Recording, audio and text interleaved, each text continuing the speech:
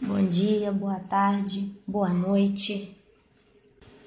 Hoje é dia 13 de março de 2017, meus irmãos. E a gente tá aí, né? Batalhando, pelejando, dia após dia, a gente tá aí correndo. Porque os tempos passam rápido, a vida voa como o vento.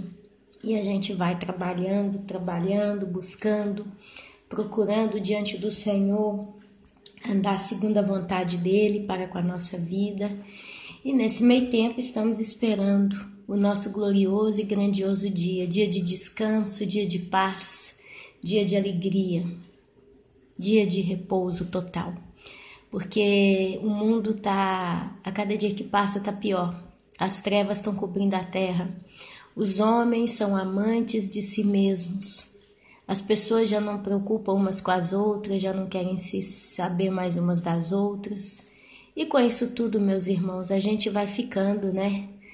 Numa situação de embaraço com muitos, numa situação complicada com outros. Mas hoje eu quero trazer um assunto que eu acredito que é muito curioso e vai despertar provavelmente muita gente. Hoje nós vamos falar sobre o livre-arbítrio.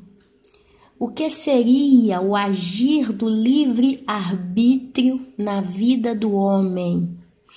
Eu fui procurar no dicionário o significado desta palavra, arbítrio, e lá está escrito o seguinte: livre-arbítrio, né, ou simplesmente a palavra arbítrio, significa resolução, determinação dependente apenas da vontade,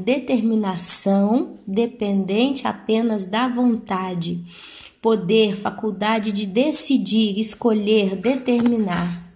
Coisa curiosa, né? O significado da palavra livre-arbítrio, então, é quando você tem condição de determinar, dependente apenas da vontade. Então, se eu sinto, se eu desejo, se eu cobiço determinada coisa, seja ela boa ou não, eu tenho, através do chamado livre-arbítrio, a determinação, tá? De decidir, a faculdade de decidir, de escolher, de determinar. Mas olha só, meus amados, se a gente vai lá em 1 Coríntios 7:37, normalmente eu não sou de ler só versículos, os irmãos me conhecem, eu leio tudo, mas aqui está bem dentro daquilo que a gente quer falar. E depois, se você quiser ler o livro de Coríntios, ali você vai ver muito sobre o chamado, as obras do livre-arbítrio do homem, eu diria assim. Mas eu quero pegar só 1 Coríntios 7:37. Olha só o que está dizendo. 7:37, deixa eu encontrar aqui na minha Bíblia, ok? O apóstolo Paulo, ele diz aos Coríntios: todavia, o que está firme em seu coração, não tendo necessidade, mas domínio sobre o seu próprio arbítrio, é isto bem firmado no seu ânimo, para conservar virgem a sua filha, bem fará. E assim, quem casa a sua filha virgem faz bem, quem não a casa faz melhor. Aqui o apóstolo Paulo, ele está falando, na minha Bíblia, o título do capítulo 7 é Respostas e Perguntas acerca do casamento, a estabilidade da família, problemas com respeito ao casamento em tempos de tribulação. Então, basicamente, ele está falando disso. Se você continua lendo, vai para o capítulo 8, ele entra no acerca das coisas sacrificadas a ídolos, a liberdade e os direitos do apóstolo Paulo. Então, Paulo, ele bate um papo com o pessoal de Coríntios, falando o que é lícito, o que não é lícito, o que convém, o que não convém, o que condena, o que não condena, o que é santo, o que é profano, se realmente é assim ou não é assim. Mas, no geral, ele enquadra tudo em amar a Deus sobre todas as coisas e amar ao próximo como a ti mesmo. Então, basicamente, ele pega os 2 primeiros mandamentos e trabalha em cima disso, e ali ele vai dando os conselhos e resume todas essas conversas aqui que ele fala, tá tudo resumido em: primeiro, que nós não temos que servir de escândalo para com os nossos irmãos em Cristo, primeira coisa. Segundo, Nós precisamos amar a Deus sobre todas as coisas e amar ao nosso próximo como a nós mesmos. E aqui então é onde eu encontrei essa passagem quando ele fala: todavia o que está firme em seu coração, não tendo necessidade, mais domínio sobre o seu próprio arbítrio, e isto bem firmado no seu ânimo. O que isso significa, meus amados? É dito que o homem tem livre arbítrio. E o mundo canta essa pedra de modo muito à vontade, de modo muito relaxado, de modo muito determinado. Então nós nascemos e crescemos crendo que todos os homens realmente têm livre arbítrio. Ana, e é verdade ou é mentira? É verdade. Todos nós temos o nosso próprio livre arbítrio. Então, Ana, significa que eu tenho total condição ou faculdade de escolher o que eu quero. Porém, meus amados, a Bíblia fala que os ímpios são escravos do pecado. Peraí. O que é um escravo? Um escravo é alguém que não tem poder sobre si mesmo. O escravo, ele não pode fazer o que ele quer. Ele pode decidir o que ele gosta, ele pode decidir o que ele quer, ele pode aspirar aquilo que ele tanto deseja, mas isso não significa que ele pode decidir ter o que quer. Então, o escravo, ele não é patrão de si mesmo. Ora, se eu já não sou patrão de mim mesmo, automaticamente, será que eu verdadeiramente tenho livre-arbítrio? Se você vai conversar com as pessoas do mundo, sejam elas quem for, todas elas vão falar: eu faço o que eu quero, eu fumo, mas a hora que eu quiser parar de fumar eu paro, eu bebo, a hora que eu quiser parar de beber eu paro, se eu quiser casar eu vou casar, mas enquanto eu não quero eu vou ficar aproveitando a minha vida com outras pessoas, eu vou conhecer mais gente, se eu quiser eu estudo, se eu quiser eu vou dormir mais cedo, se eu quiser eu não vou ver tal coisa. Então, se você conversa com um ímpio, ele tem uma consciência assim, ele tem uma certeza tão grande que ele é livre e tem total livre-arbítrio para fazer o que ele quer, que você fica assim, uau, né? Ele tem realmente convicção daquilo que ele é, daquilo que ele quer. Mas a Bíblia fala que quem não é de Cristo é escravo do pecado. A Bíblia fala da concupiscência da carne, é a carne que comanda, é a carne que deseja, é a carne que decide, é a carne que determina todas essas coisas. A Bíblia fala disso. Então, se você vai observando, você chega à conclusão, meu irmão, que o ímpio, ele não é livre de coisa nenhuma. Quantas vezes você vê pessoas tão queridas, pessoas inteligentes, né, que têm um raciocínio bacana, e elas falam: eu fumo, mas a hora que eu quiser eu paro. Só que a pessoa não consegue parar de fumar. A pessoa não consegue parar. Ela fala que ela não admite que ela não consegue. Ela fala que ela ainda não quis parar. Isso serve para várias coisas no mundo. E aqui o apóstolo Paulo, quando ele fala no livro de Coríntios, ele não está falando com ímpios, ele está falando com o povo da igreja de Coríntio. E aí ele fala de modo muito claro: todavia o que está firme em seu coração, não tendo necessidade mais domínio sobre o seu próprio arbítrio, e isto bem firmado no seu ânimo, para conservar virgem a sua filha, bem o fará. Ele deu essa frase aqui porque é do que ele estava falando. Olha só, meus amados, olha só, presta atenção. A Bíblia fala que nós somos livres em Cristo Jesus. E se você continua lendo aqui o livro de Coríntios, você vai ver o apóstolo Paulo, inclusive no de Romanos, falando tudo nos convém, mas nem tudo nos é lícito. Quer dizer, eu, Ana Paula, tenho literalmente o livre-arbítrio também, mas em diferença com o ímpio, eu tenho verdadeiramente domínio sobre o meu livre-arbítrio. Se eu fosse uma pessoa que fumava e eu falasse, já cristã, com a vida realmente, o coração firme em Deus, porque que ele fala, todavia o que está firme em seu coração, mas firme com o quê? Com Deus. porque Ele é a nossa força. A Bíblia diz claramente que Deus é a nossa força. Quer dizer, se Deus é retirado do cenário, qual é a nossa força? De onde vem a nossa força?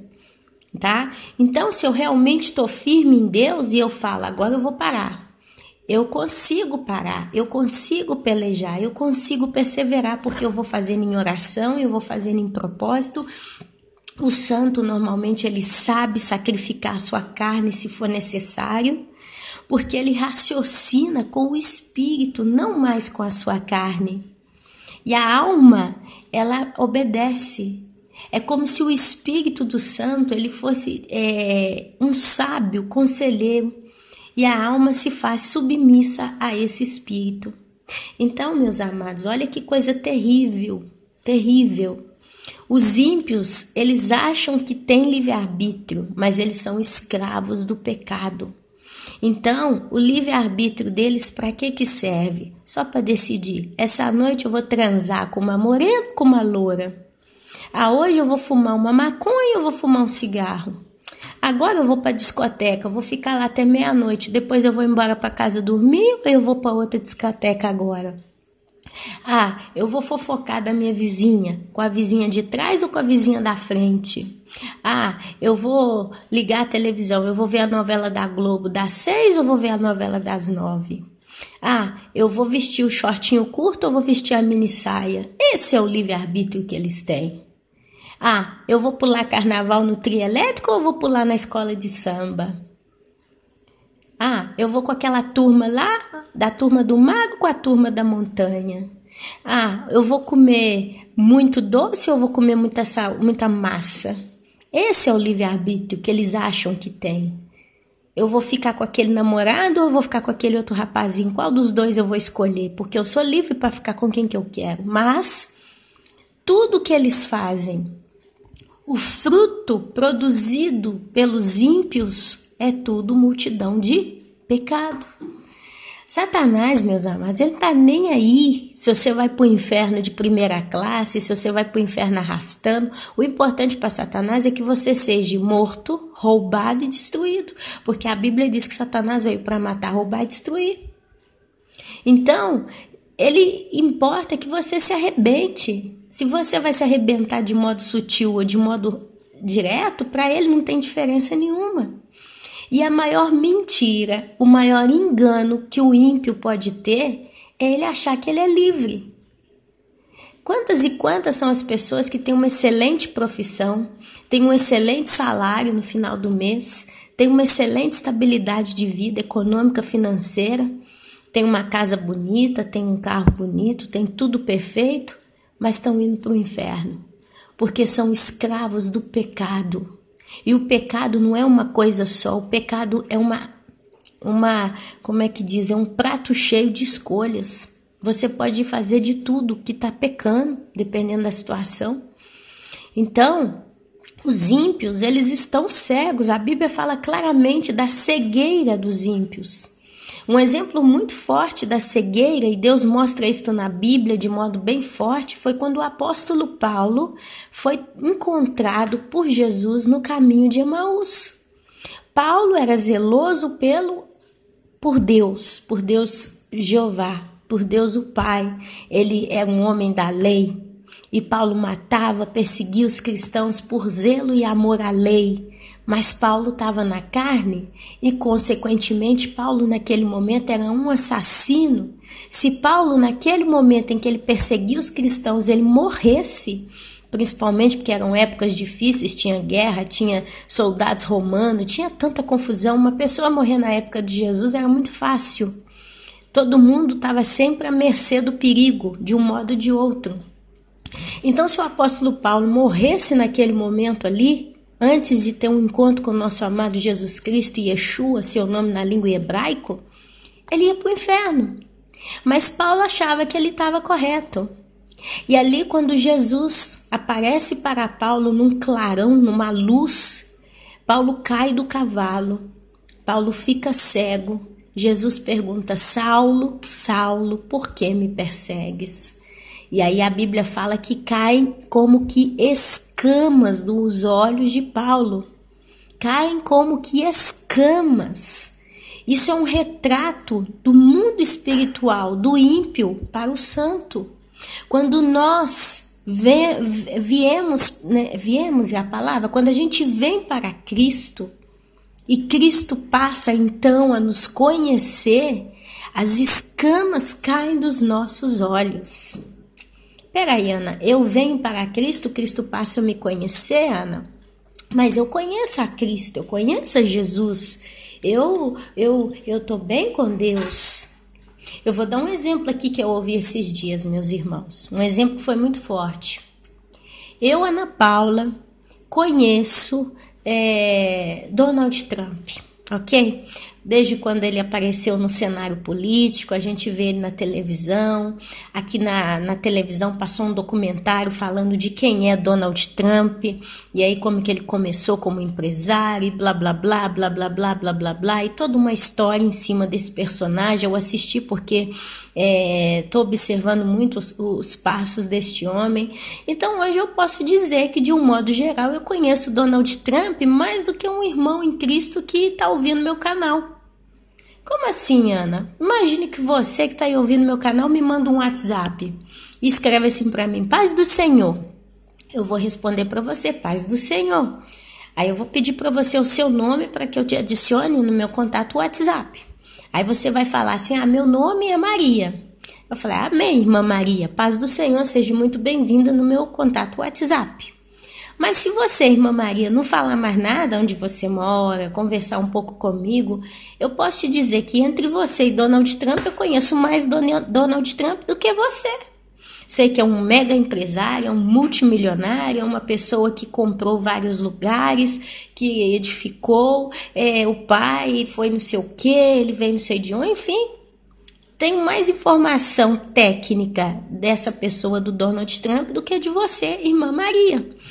Então eu posso dizer que eu conheço Donald Trump, que bacana. Então eu dou uma de doida, eu pego um avião, vou lá na cidade de Washington, onde está localizada a Casa Branca, bato no portão da Casa Branca, onde vai ter um guarda lá, né, um segurança, e eu vou virar para esse segurança e falar assim: bom dia, senhor segurança, eu vim aqui para visitar o presidente Donald Trump. O segurança vai olhar para minha cara, vai dar um sorriso, e ele vai falar para mim assim: quem é você? E eu vou falar para ele: eu sou Ana Paula. Mas quem? Ana Paula. Mas de onde você conhece o Donald Trump? Aí eu respondo para ele: eu conheço ele da televisão, conheço ele dos noticiários, conheço ele dos programas que me foi apresentado, sei que é uma pessoa bacana, pelo que eu estou entendendo, parece uma boa pessoa que está trabalhando seriamente para fazer o que ele quer ali dentro dos Estados Unidos e tal, e eu quero vir cumprimentá-lo. A minha pergunta para você, meu irmão ou minha irmã, é: você acha que eu vou conseguir ser recebida pelo Donald Trump? Ainda que aquele segurança fosse muito bonzinho e tivesse toda a boa vontade do mundo e conseguisse ligar para alguém lá dentro da Casa Branca e de algum modo aquele telefonema chegasse aos ouvidos do tal do Donald Trump: tem uma tal de Ana Paula que quer vir aqui cumprimentar o Senhor. Você que está aí, você acha que ele ia falar: faz ela entrar? Amados, agora o jogo vira. Imagina que o próprio Donald Trump me conhece, sabe quem eu sou, conviveu comigo através de trabalho, fiz alguma coisa, né, em contato com ele, ele me conhece, tem uma certa confiança em mim, então ele se lembra de mim. E agora eu vou lá de novo, bato na porta da Casa Branca e peço para ir lá cumprimentar o Donald Trump. O soldado vai virar para mim e vai: quem é você? Eu falo: fala que é a Ana Paula, que trabalhou com ele no ano de 2008, no lugar tal, endereço tal, eu fazia tal coisa, eu gostaria de conversar com ele, gostaria de cumprimentá-lo. E ali chegaria então, né, aos ouvidos dele, ele: sim, Ana Paula, não, sim, eu sei quem é, a gente trabalhou junto, uma brava pessoa, uma boa pessoa, pode fazer ela entrar. Muda o ponto de vista. Por que eu estou dando esse exemplo, meus irmãos? Porque a Bíblia diz que não é eu que tenho que conhecer a Deus, é Deus que tem que me conhecer. Deus é que tem que me conhecer. Se Deus me conhece a mim, conhece o meu coração, sabe o quanto eu amo, sabe o quanto eu realmente desejo, Deus, então, ele me aceitará no céu. Jesus Chega o momento que ele fala: apartai-vos de mim, porque eu não vos conheço. E aquela turma que vai estar ali vai falar: como assim, Senhor, Senhor? Em teu nome expulsamos demônio, curamos enfermos, fizemos e aconteceu. E ele vai responder: afastai de mim, apartai-vos de mim, porque eu não vos conheço. A Bíblia diz que Jesus declara: eu sou o caminho, a verdade e a vida. Ninguém vem para o Pai senão através de mim. Jesus é o caminho, a verdade e a vida. Eu não posso ir ao céu, eu não posso ir ao Pai, eu não posso ir nem ao próprio Jesus se ele não se faz, se ele não me conhece, se ele não me vê o coração. Então, meus amados, olha como que as coisas vão se formando. Se Deus me conhece, e Deus, para me conhecer, eu preciso amá-lo, e ele entende qual é um coração sincero, o que Deus faz? Ele então me concede, pela misericórdia dele, a salvação. A Bíblia fala que Deus nos predestinou, nos elegeu, nos capacitou antes da fundação do mundo. Jesus declarou: aqueles que o Pai me deu, de maneira nenhuma eu os lançarei fora. Ana, mas então, como é que Deus me conhece antes de eu ter nascido? Por que Deus deixou nascer gente ruim para morrer, para ir para o inferno? Que Deus é esse? Que Deus carrasco é esse? Porque Deus tem um tribunal. E um tribunal ele só funciona se tem prova daquilo que o réu em si fez ou não fez. A palavra de Deus diz que Deus é justo. E Deus, na sua infinita justiça, ele só vai julgar o homem se o homem fez ou não fez alguma coisa. Deus em si conhece a natureza de todos os homens, a ponto que na sua onisciência, ele literalmente já escreveu o nosso nome ou não no livro da vida. Tem nomes que a Bíblia diz que serão até riscados do livro da vida, mas basicamente Deus escreveu. E ali quando vem Jesus, né, a gente vê aquela passagem que diz que Deus amou o mundo de tal maneira que deu seu próprio Filho unigênito para que todo aquele que nele crê seja salvo e não pereça. Então Deus, na sua bondade, na sua misericórdia, ele não mandou uma Bíblia escrita que um grupo de pessoas vai vir até ele porque ele vai buscar e basta. Mas ele deu uma Bíblia onde está escrito que Deus amou o mundo de tal maneira que todo aquele que nele crê tenha vida e não pereça. Todo aquele. São coisas, meus irmãos, que só Deus é capaz de fazer. Eu, Ana Paula, não posso abrir uma empresa, tá? Eu não posso abrir uma empresa, colocar um anúncio ali na empresa dizendo assim: todo aquele que quiser pode vir trabalhar aqui para mim. Eu vou pagar 10 mil reais por mês. Vai vir a cidade inteira trabalhar para mim. Eu não tenho estrutura para comportar toda essa gente para trabalhar para mim. Então eu vou ter que escolher as pessoas que vão ser capacitadas a vir trabalhar para mim. E eu vou ter um número limitado de pessoas. Só que Deus, ele é infinito. Deus tem lugar para todo mundo. Só que não é todo mundo que o amará o suficiente para vir. E ele vê que o coração é sincero. Agora, o que tudo isso tem com livre-arbítrio? Tem que os santos têm domínio sobre o seu próprio livre-arbítrio. Porque quando a gente entende quem é Deus, o amor de Deus por nós, o sacrifício de Jesus na cruz, o amor de Jesus por nós, o trabalho que o Espírito Santo faz, toda essa realidade do mundo espiritual, a gente simplesmente se apaixona por tudo isso de tal modo que a gente passa a ter sede e fome de conhecer mais. E a gente então passa a amar a Deus, porque a gente começa a conhecer a Deus através da palavra, que é o quê? A lâmpada. E então Deus, vendo o nosso desejo verdadeiro, genuíno de conhecer a palavra, ele vê que a gente realmente está apegado a isso, a gente quer conhecer a Deus, a gente o está procurando, ele então se deixa achar. Aí como que a gente entende que nós encontramos a Deus? Com o Espírito Santo. O Espírito Santo, então, ele vem e ele passa, então, a nos convencer do pecado e do juízo pessoal das nossas vidas. Ele começa a bater um papo espiritual conosco. O Espírito de Deus começa a conversar com o espírito daquela pessoa. Então, ele começa a revelar tudo com relação àquela pessoa, quem você é, o que você fez de pecado, a sua força, a sua fraqueza, aquilo que você precisa abandonar, aquilo que você precisa se apegar. E o Espírito Santo, então, ele começa a te guiar. Porque Jesus diz que não nos deixaria órfãos. Ele iria para junto do Pai para nos preparar moradas. Mas em seu lugar viria o Consolador. E o Espírito Santo, então, ele vai nos consolando todos os dias. Em tudo. Ele vai nos guiando, ele vai trazendo paz no nosso coração. E isso, então, nos leva a ser fortes. É onde eu caio aqui nessa palavra. Todavia, o que está firme em seu coração. Uma pessoa que tem domínio, poder sobre o seu próprio livre-arbítrio, é a pessoa que está firme em seu coração, isto é, em sua alma. É a pessoa que recebeu de Deus, do Espírito Santo, o convencimento do pecado e do juízo.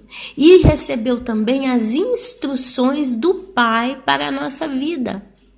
O Espírito Santo, ele vai trabalhando no teu coração ou na sua alma.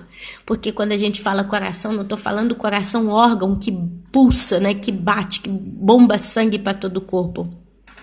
Mas a gente está falando sobre os nossos próprios sentimentos. E a alma é o local onde estão os nossos sentimentos. É onde a gente cobiça, é onde a gente deseja, é onde a gente quer, é onde a gente também não quer, é onde a gente passa a ter aversão. E todos os sentimentos do homem estão ligados à alma.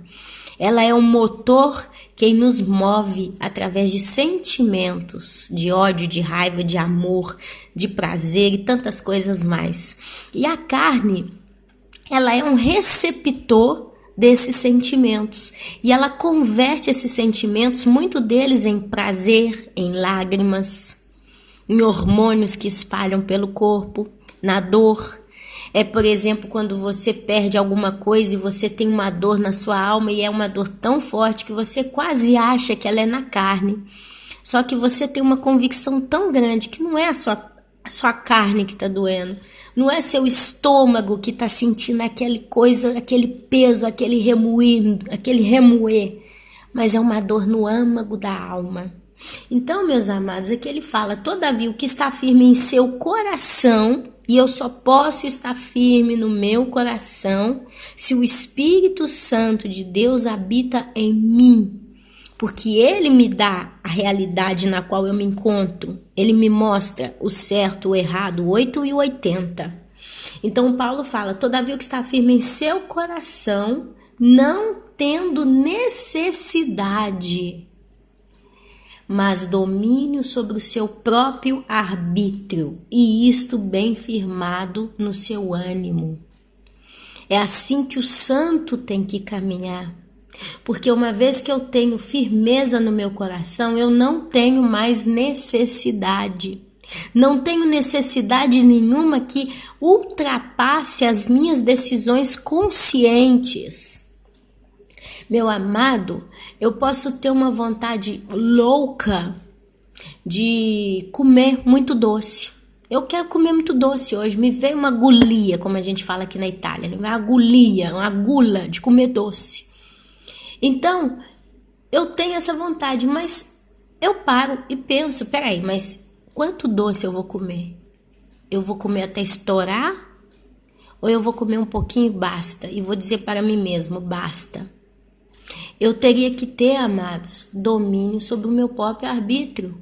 Porque o arbítrio, ele vai tender a querer, desejar, cobiçar, querer, pedir. O livre-arbítrio, ou o arbítrio no homem, é como uma criança que pede. E se você, como diz Paulo, está firme no seu coração e não tem necessidade, mas tem domínio sobre o seu próprio arbítrio, e isto bem firmado no seu ânimo, na sua motivação, você pode dizer para o seu arbítrio não, e sim. Sabe, é aquela criança que você pode dizer para ela, aqui sim, aqui não. Isso pode, isso não pode. Ela vai continuar chorando, ela vai continuar esperneando, birrenta. É fatal, é criança. Mas você tem autoridade de decidir não ou sim. Mas o ímpio é como esse que tem o arbítrio como uma criança mimada que vive pedindo, pedindo, pedindo e pedindo, e ele, como um pai bobo, dá tudo que a criança quer. Olha a diferença. O homem de Deus, a mulher de Deus, ele não é dominado pela sua própria carne, porque basicamente o arbítrio, ele é o motor da cobiça do coração do ímpio. Ele é o motor da cobiça da carne, ele é o motor da cobiça da alma. É ele quem faz funcionar esse desejo de pecado no homem. Se o homem não tem condição de dominar esse livre-arbítrio, ele já não passa mais a ser livre, mas arbítrio. O negócio é tão sério que Paulo não fala livre-arbítrio, ele só fala próprio arbítrio. A gente vai sendo enfeitiçado no mundo a crer que nós somos livres em arbítrio. Nunca que se ouve no mundo a palavra arbítrio sozinha, mas se ouve a frase livre-arbítrio, livre-arbítrio, livre-arbítrio. Por quê? Porque Satanás ele quer confundir o homem. Quando lá em Gênesis ele veio a Eva para falar do fruto proibido, ele não falou assim, Deus proibiu você de comer. Porque se você comer desse fruto, você vai morrer. Porque foi o que Deus falou para Adão e Eva. Não comeis deste fruto, porque do dia que vocês deles comerem, né? No dia que você dele comer, você morrerá. Deus simplesmente disse o que era, rasgado. Se você come, você morre. Adão e Eva basicamente não tinham experimentado a morte, mas provavelmente eles devem ter entendido que era uma coisa ruim. Satanás vira e fala, mas não é verdade que você não pode nem comer e nem tocar dessa árvore? Porque no dia que dela comer, você vai ficar com o olho aberto, seus olhos serão abertos e você vai conhecer o bem e o mal. Quer dizer, ele reconversou a situação e ele arranjou a situação na comodidade dele para convencer a Eva. Conclusão, ele seduziu a Eva com uma meia-verdade. Ele mostrou o lado cobiçoso do fruto proibido para Eva. E ali Eva não tinha domínio mais sobre o seu livre-arbítrio, ou sobre o seu arbítrio. E ela foi na lábia de Satanás. É assim que ele faz hoje com o mundo. Ele não fala rasgado como Deus. Se você come, você morre, basta. Não. Ele vem te seduzindo. Então ele não fala arbítrio, ele fala livre-arbítrio, que é igual uma propaganda. Dizem que meias verdades ou uma mentira, quando ela é repetida várias vezes, ela passa a ser verdade, ela se torna uma verdade. E é isso, meus amados. Se você fala com pessoas de arbítrio, a palavra arbítrio sozinha na cabeça de todo mundo soa mal. Porque eles vão lembrar, por exemplo, do juiz de futebol lá, do árbitro. Mas eles não vão associar com facilidade isso a um ato do homem, a um ato de natureza humana. Arbítrio significa algo que eu posso decidir por mim mesmo. Não, porque eles não vão lembrar assim. Mas a primeira lembrança que eles vão ter é da frase livre-arbítrio, porque isso foi imputado na mente da humanidade. Satanás ele colocou isso como uma placa, com luzinha que pisca-pisca o tempo todo, luminosa. Ele não fala arbítrio, mas ele fala livre-arbítrio, porque você é livre, fulana. Você é livre, ciclano, para fazer o que você quiser da sua vida. E você, bobo, perecendo por falta de conhecimento, você acha que você está certo, tem razão e é isso mesmo. E, sinceramente, o pau está quebrando, a batata está assando. O sujo que se suja ainda mais, o limpo que se limpe ainda mais, o santo que se santifique ainda mais. Está lá em Apocalipse, se eu não me engano. Então, meus amados, olha que coisa linda. O santo de Deus, ele tem livre arbítrio verdadeiramente. Porque a Bíblia diz que nós somos livres em Cristo. Então, eu posso fumar, eu posso beber, eu posso pecar. Eu posso, meus amados, porque Deus, Ele não colocou uma corrente no meu braço, Ele não colocou uma venda nos meus olhos, Ele não amarrou a minha língua para eu não falar, meus amados. Se eu, Ana Paula, me sentar ao lado de um ladrão, de um assassino, de uma prostituta, de um pecador, de um ditador, numa salinha de espera de hospital, eu vou num dentista, me assento ali, do meu lado senta um criminoso, e alguma terceira pessoa se chegar naquele ambiente e ver eu sentada e uma pessoa outra sentada, ele não vai saber a diferença de mim para ela. Não vai saber que eu sou uma pessoa que a minha vida está nas mãos do nosso Senhor Jesus Cristo e aquela outra é um criminoso, um pedófilo, não? Porque nós somos humanos, temos 2 braços, 2 pernas, uma cabeça, um pescoço, boca, olho, nariz, cabelo, ou não. Mas basicamente somos 2 seres humanos. Deus, Ele não colocou ferrolhos para que nós não pudéssemos não fazer nada. Então eu posso fazer o que eu quiser. Eu posso levantar dessa cadeira aqui agora, são 10h34 da manhã. Eu posso descer na igreja católica mais perto, eu posso entrar dentro dela que está de porta aberta, eu posso bater o joelho, pegar um terço e rezar uma coisa para a Ave Maria. Porque Deus não vai me segurar pelos braços. O Espírito Santo, Ele vai me dizer, olha, você está indo para o pecado, isso aí está errado, isso me entristece o coração, mas Ele não vai falar, não faça. Aliás, Ele pode até falar, não faça, mas Ele não vai me impedir literalmente de não fazer. A ponto que em Apocalipse diz, pode o cão voltar ao seu vômito? Então, meus amados, olha só, eu sou livre para fazer o que eu quiser.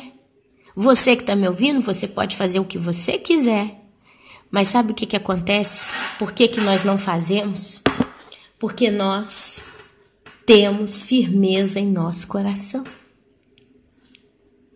Nós não temos necessidade, mas temos domínio sobre o nosso próprio arbítrio. E isto bem firmado no meu ânimo.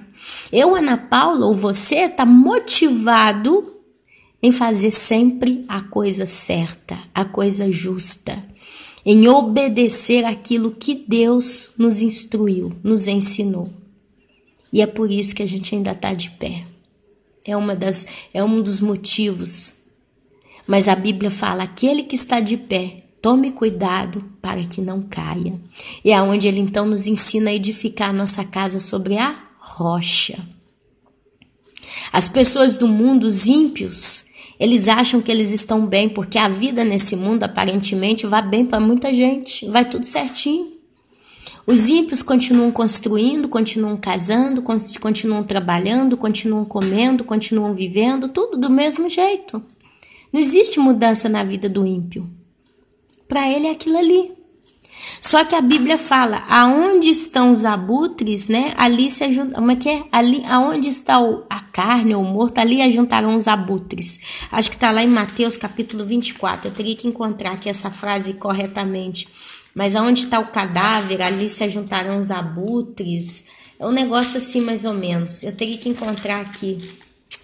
Deixa eu ver se eu acho. Essa frase está em Mateus capítulo 24, versículo 28. Onde estiver o cadáver, aí se ajuntarão os abutres. É Jesus falando da volta dele para os judeus, né, na segunda metade da grande tribulação, a segunda vinda do nosso Senhor Jesus. Mas olha só, eu li essa frasezinha, onde estiver o cadáver, ali se ajuntarão os abutres. Quem são os abutres? São os demônios. E quem são os cadáveres? São as pessoas que não são nascidas de novo. Então a Bíblia fala que aonde estão os não nascidos em Cristo, os não nascidos de novo, ali se ajuntam os demônios. Os rondeiam, os oprimem, os perseguem, os possuem. É onde muita gente fica endemoniada, porque a pessoa está morta. Sem Cristo você está morto e os abutres estão ao teu ajuntamento. A Bíblia fala que o diabo fica ao nosso derredor como um leão procurando uma brecha a que poder entrar. A Bíblia descreve um fato que um demônio saiu de um corpo, saiu de uma casa e foi passear. Quando ele voltou, ele viu aquela casa e a achou vazia. Uma vez que aquela casa estava vazia, a Bíblia fala que ele trouxe com ele mais 7. Então, meu amado, a casa é o templo do Senhor. Nós somos o vaso, a casa. Nós fomos construídos e constituídos para sermos a habitação do Espírito Santo de Deus. Mas se nós não temos esse encontro com Deus, porque no nosso coração nós não o desejamos, a nossa chamada casa passa a ser uma casa vazia. É uma vida morta. E é por isso que então a pessoa sem Deus, ela é um cadáver, porque o espírito da pessoa está morto. Se você não tem a vida de Deus em você, você está morta espiritualmente falando. Satanás, ele está morto espiritualmente falando. Então, os demônios também estão mortos espiritualmente falando. É treva, é morte. Então, eles vêm e entram em contato com o seu espírito morto, com a sua alma morta, com a sua vida morta. Isso acontece com quem realmente não tem domínio sobre o seu arbítrio. Então não é mais livre. É um cativo arbítrio. É só um joguinho que a pessoa ímpia tem na vida dela para escolher qual pecado que ela quer praticar primeiro. Pecado A ou pecado B? Qual é mais lucrativo? Amados, o negócio é mais pesado do que se pode parecer. Nós temos que orar a Deus, meus amados. O livre-arbítrio é uma força, é como um monstro, que se você não dominar, ele domina você. E é muito tênue e sutil isso. Você não tem ideia de quando o seu próprio arbítrio passa a te dominar. Você acha sempre que você é quem o domina, porque Satanás implantou na sua cabeça a frase livre-arbítrio.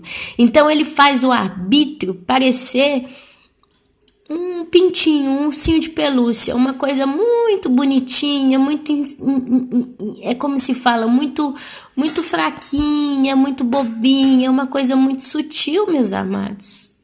Mas é a força mais poderosa que derruba o homem. Porque é onde o homem não tem domínio sobre a sua própria carne e passa então a ter domínio Satanás.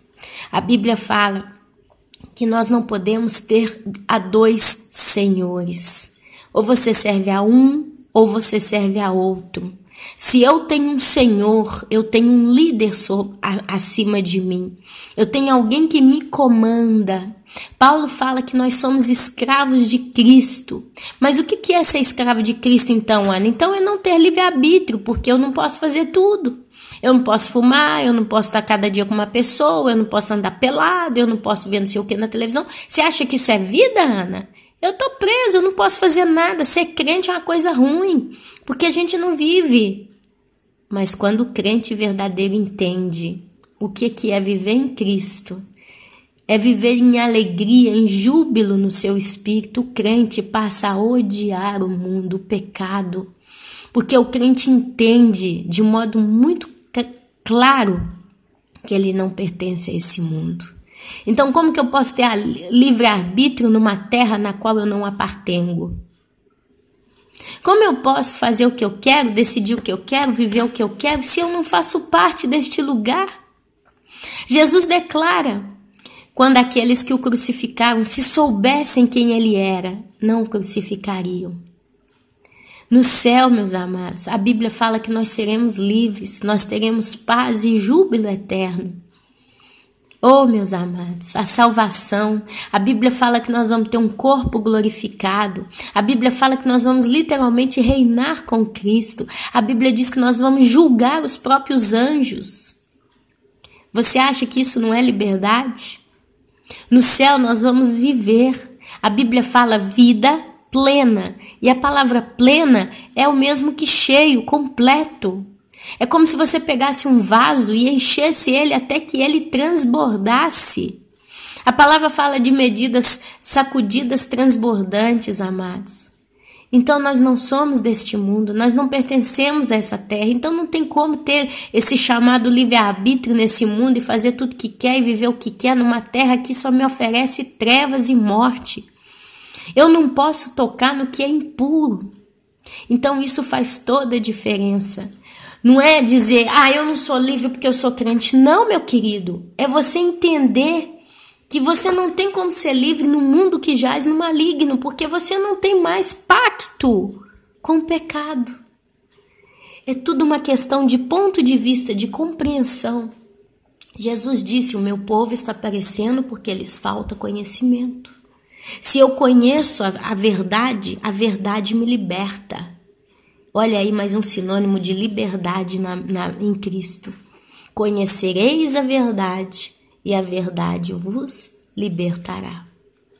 Então, meu querido, minha querida, essa é a palavra que eu queria deixar já desde semana passada. Eu espero ter podido ser bem clara em cima disso, tá?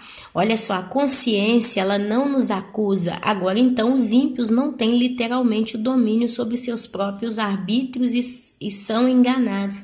Porque o ímpio não tem consciência. É cauterizada.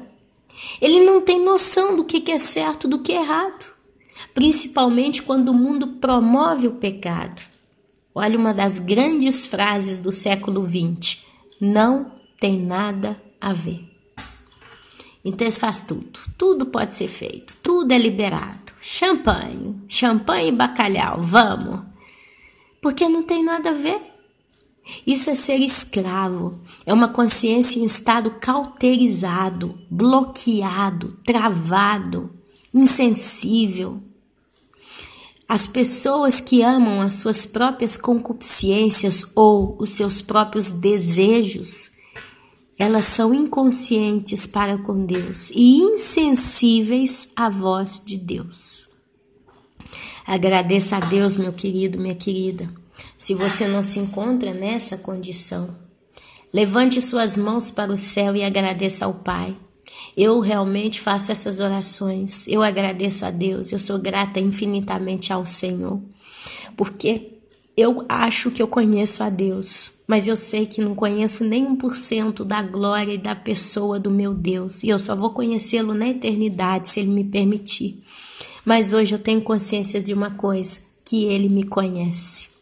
Ele me conhece, Ele sabe o que eu penso, Ele sabe o que eu aspiro, o que eu desejo, o que eu projeto, o que eu combato. Ele sabe cada passo do meu dia. Ele conhece como o meu coração está motivado em conhecê-lo cada vez mais. Ele sabe o quanto que a minha alma e o meu espírito suspiram por Ele. Ele sabe o quanto que eu tenho sede de justiça. Ele me conhece. E isso para mim está muito bom, porque é o suficiente pela misericórdia e decisão única e exclusiva dele de me permitir um dia entrar no céu. A pergunta que eu queria deixar para você é essa: Deus te conhece? Deus te conhece? Ana, não sei. Que a resposta vai ler a Bíblia. Comece a ler a palavra. Procure o Senhor enquanto é tempo. A Bíblia fala, procure o Senhor enquanto se pode achar. Então você procura o Senhor como um tesouro precioso, uma dádiva.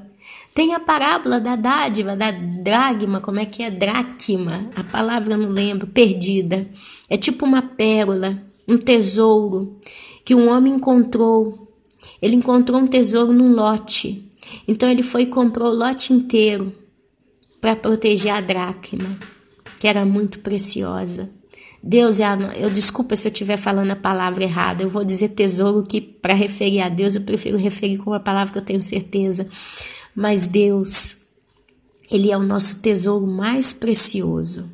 E uma vez que nós o encontramos, a gente tem que esconder Ele no mais profundo do nosso coração. Ninguém pode tomar Ele de mim. Amados, nós temos uma esperança de uma vida verdadeira, uma esperança de uma vida eterna, uma esperança de vitória na eternidade. Não reclame se você não pode fazer tudo o que você fazia antes de ser salvo, mas passe a encarar que isso é um momento condicional que nós vivemos, é temporário. A Bíblia deixa uma promessa para nós que eu lembro dela praticamente quase todos os dias. Ela diz: nem olhos viram, nem ouvidos ouviram, e nem jamais chegou ao coração daqueles que amam a Deus o que Deus tem preparado para aqueles que o amam. Meus olhos nunca viram, meus ouvidos nunca ouviram. A semana retrasada, mais ou menos, eu estava com meu filho no dentista. E ali, conversa vai, conversa vem, a gente foi olhar uns vídeos no YouTube enquanto esperava. Meu filho estava com um caderno e a capa do caderno tinha um prédio, né, um arranha-céu na cidade de Dubai. Lindo, todo em vidro, um negócio de louco, um trem de outro mundo mesmo. Tem jeito não, eu sou mineira, por isso que eu falo trem. E ali meu menininho: mamãe, vamos ver, onde é que é isso, onde é que é isso, onde é que é isso. Eu fui procurar no YouTube, gira daqui, gira dali. Nós chegamos em um prédio futurístico. Eu não sei dizer se ele já existe, mas o projeto é pronto. E aquele prédio só pessoas multimilionárias podem comprar. E é um prédio muito alto, que tem elevador até para o carro da pessoa. A pessoa, né, pode entrar com a Ferrari dela, com a Mercedes dela ali. Ali o carro sobe até o andar da casa, do apartamento da pessoa, abre a porta, a pessoa estaciona o carro na própria sala do seu prédio, né? E para terminar o negócio, o prédio roda 360 graus, ele roda em torno de si mesmo. Então, de manhã ele tem uma vista para o mar, à tarde ele tem uma vista para a montanha, ele vai rodando devagarzinho. Parece que quem mora dentro nem percebe que ele está rodando, né? Porque é muito devagarzinho, mas o cenário vai mudando ao decorrer das 24 horas. E aquilo ali é um negócio de doido, gente. Imagina um prédio aí, não sei, 200 andares, 100 andares, sei lá quantos andares pode ter um prédio desse, que você pode pôr o carro na sua sala, e todo tecnológico, porque tal, e para ter a cerejinha em cima da torta, o prédio gira em torno do seu próprio eixo. Até então, já um prédio, né, há 100, 200 anos atrás, construir um prédio, pôr um elevador, já era uma coisa de outro mundo. O avião, 100, 150 anos atrás, não tinha, né, a descoberta do avião, dos homens que voavam em águias de aço. Hoje a gente já tem aí projetos futurísticos, que se você der uma olhadinha no Google ou no YouTube, escreve lá projetos futurísticos de construção, projetos futurísticos de carro, projetos futurísticos de tecnologia, você vai ver drones que transportam pessoas. Então você vê coisas aí. A própria cidade, se eu não me engano, de Dubai, ela construiu uma cidade totalmente renovável. Então, assim, ela é toda projetada para ter energia de graça, sabe? E é tudo muito lindo ali dentro e tal. Então, assim, se você começa a ver essas coisas, até certos filmes, eu assisti um filme um tempo atrás chamado Tomorrowland. Nesse filme tinha umas piscinas na cidade de Tomorrowland, tinha umas piscinas, e aí pulou um atleta, né, um jovem lá da cidade de Tomorrowland, ele pulou do trampolim e ali ele caía dentro de uma piscina, descia até o fundo da piscina, caía num outro andar e caía em outro e no outro. Em resumo, a piscina não tinha um fundo sólido, a água ela era contida ali naquela estabilidade, mas ela não vazava, não caía, é como se não tivesse gravidade na água. Mas a pessoa que se lançava na piscina dava um mergulho da primeira caía na segunda na terça. Você vê assim, coisas assim que você fala, uau. Então você fala, gente, já vi de tudo, né? Já vi de tudo. Tanta tecnologia, tanta beleza, tanto desenvolvimento, e etc, etc. Mas a Bíblia fala, nem olhos viram, nem ouvidos ouviram, nem jamais chegou ao teu coração. Você acha que um prédio que gira em torno dele mesmo é tudo? Você não viu nada, é como se Deus estivesse falando para nós. Você acha que um prédio de um arranha-céu que gira em torno dele mesmo, que você pode pôr seu carro lá dentro, é tudo? A Bíblia fala, meus amados, que as coisas da terra são uma sombra daquilo que está no céu. O rei Salomão, ele declarou no livro de, eu não sei se é Provérbios ou Eclesiastes, não sei, me perdoe se eu estiver errando, mas Salomão declara que tudo é vaidade. Não tem nada novo debaixo do sol. Salomão disse que não tem nada novo debaixo do sol. É tudo uma grande mesmice. E Salomão foi o homem mais sábio. Então, amados, mas Salomão viveu num tempo que não tinha nem tecnologia, mas ele declara, não tem nada novo debaixo do sol. E olha, se a gente começa a pensar na reflexão de Salomão, olha só que negócio curioso que acontece.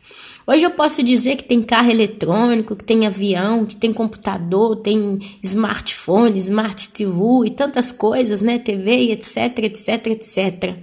Mas quanto mais a humanidade evolui cientificamente, mais ela retrai caracterialmente. Quer dizer, quanto mais tem descobertas loucas por aí, mais o caráter do homem está ficando terrível, desumano, mal. E pelo aumento da maldade, o amor se esfriaria. Nós estamos chegando num ponto, aliás, eu acredito que nós já chegamos num ponto de irreversão. Significa não tem mais como voltar atrás. Não tem mais como a humanidade plena se arrepender de seus pecados. Não tem mais como, meus amados. O mundo está muito carregado de pecado, está tudo muito sujo. O pecado atualmente já subiu as narinas de Deus e Deus já tem um juízo determinado. Porque ele diz que o que é será e o juízo virá. Então não tem mais como voltar atrás, não tem mais como o mundo voltar a ter um caráter de princípios, de valores. Não tem mais. O mundo vai só piorar, meus amados, vai só piorar, o homem vai só se deturpar cada dia ainda mais. As nações da terra vão só se sujar ainda mais. Então não adianta achar que tem esperança. Satanás fez o trabalho dele muito bem feito e o homem adorou a proposta de Satanás. Então a única coisa que pode mudar é o nosso coração. A ponto que Jesus lá no livro de Apocalipse ele fala: eis que estou à porta e bato. Aquele que ouvir a minha voz e abrir a porta, eu, Jesus, entrarei e cearei com ele e ele comigo. Ceiar com Jesus, meus amados, na vida hoje é receber do Espírito Santo as instruções para a tua vida. A palavra de Deus é como um pão, é o pão da vida, é a palavra. Você se alimenta da palavra, você ceia com Deus através da palavra. Você só vai conseguir crescer em Deus se você buscá-lo na palavra. E quando você busca Ele com toda sinceridade, genuinidade na palavra, Ele se fará encontrar por você. É algo que só quem vive sabe explicar, entende o que eu estou dizendo. Porque a sabedoria de Deus é loucura para aqueles que não são de Deus. E é só o Espírito Santo que pode mostrar para nós. É onde a gente vê muita gente falando assim: eu leio a Bíblia, mas é tudo tão confuso, eu não consigo entender nada. Parece que as palavras se misturam, é tudo embrulhado, eu não consigo entender nada. Você só vai entender a Bíblia o dia que o teu coração realmente estiver disponível no Senhor. Você realmente desejá-lo. Você precisa desejar a Deus, você precisa querer a Deus, você precisa aprender a apreciar a Deus. Muitos estão criticando, julgando literalmente a Deus. Muitos estão colocando o dedo no rosto, aliás, acham que estão colocando o dedo no rosto de Deus, mas estão apontando para os céus e acusando a Deus de tudo. Quer dizer, é mais fácil descarregar a responsabilidade, a culpa em Deus do que parar e falar: peraí, o que eu fiz para contribuir para o bem? O que eu fiz para ouvir a Deus? É fácil, meu irmão, você pegar um ser qualquer, aqui eu não estou pondo exemplo de Deus como um ser qualquer, mas é fácil eu pegar uma pessoa que anda na rua qualquer, botar o dedo na cara dela e acusar ela do que eu quiser, sem conhecê-la. Basta eu ser louco para fazer isso. É simples. Se você é doido, você pode pegar a primeira transeunte, a primeira pessoa, né, transeunte, como é que é a palavra, que está caminhando, pegar essa pessoa no braço e falar: você é isso, é isso, é isso, é isso, é isso, é isso, é isso, é isso. Se você for doida, você pode fazer. Tem livre-arbítrio, não é assim que se diz? Mas como que eu posso acusar, julgar, determinar alguém sem conhecê-lo? Conhecer as suas obras, as suas intenções, as suas atitudes, o que foi falado por ela? É difícil, né? Mas é o que nós como humanidade estamos fazendo. A humanidade, sem conhecer a Deus, tem colocado sobre os ombros de Deus a culpa das suas próprias falhas, dos seus próprios erros e irresponsabilidades.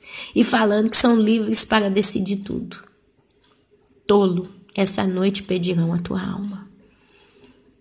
Assim, amados, eu entrego para os irmãos esse vídeo.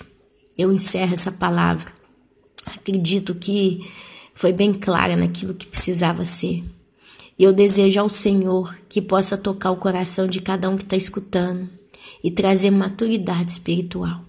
Porque a maturidade espiritual, ela nos ajuda a ter domínio sobre o nosso arbítrio. É toda uma nova conversa. E assim, meus queridos, meus amados, eu vos deixo uma semana abençoada. Que Deus Todo-Poderoso possa guardar vocês, encher vocês de sabedoria, discernimento, conhecimento, entendimento, sensibilidade à voz do Senhor. Encher o coração de vocês de amor, de graça e de paz. Amém, amém e amém.